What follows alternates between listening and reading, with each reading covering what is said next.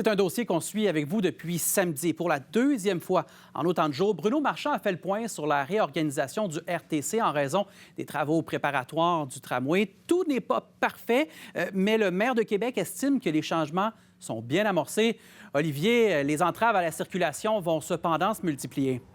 Oui, la suite s'annonce complexe, soyons francs, Louis-Simon, mais pour le moment, la Ville estime avoir relevé un premier défi, parce que c'est pas banal, là, ce qui se passe depuis samedi, cette réorganisation d'une cinquantaine de parcours du RTC, l'ajout du Métrobus 805 en Haute-Ville, c'était quand même du costaud. Ça n'a pas été parfait, vous l'avez dit. Il y a eu de la confusion aux alentours du Grand Théâtre, des nouveaux sens uniques, des automobilistes mécontents.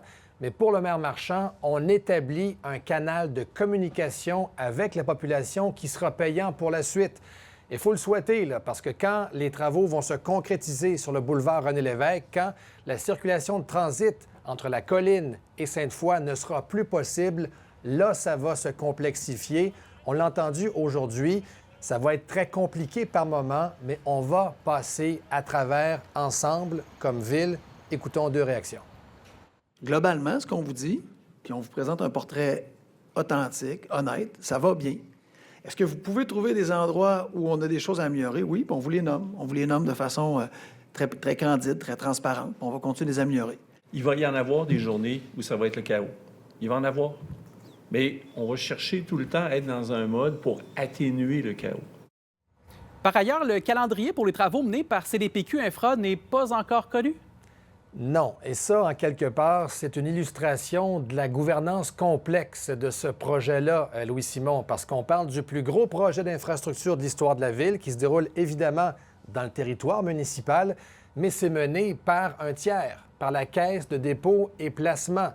Et non, on n'a pas encore le séquençage, disons, granulaire, plus fin, là, des travaux qui s'en viennent sur René-Lévesque.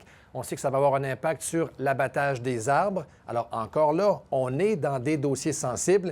Et on a senti tantôt que le maire Marchand espérait que la Caisse, disons, embarque là, dans sa communication proactive. On verra à l'usage si ce sera le cas. Pour l'instant, la Caisse nous dit on ne sort pas, on n'a pas encore les détails. Ça s'en vient d'ici peu. Le maire dit il n'y a pas d'enjeu.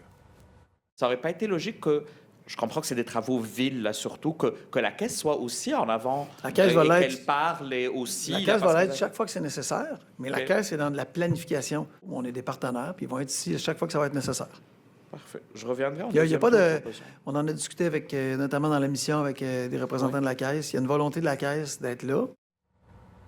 Alors voilà, pour que ça fonctionne, cette communication-là, dans le futur, dans ce projet-là, Louis-Simon, il faudra que la Ville de Québec et la Caisse soient au diapason.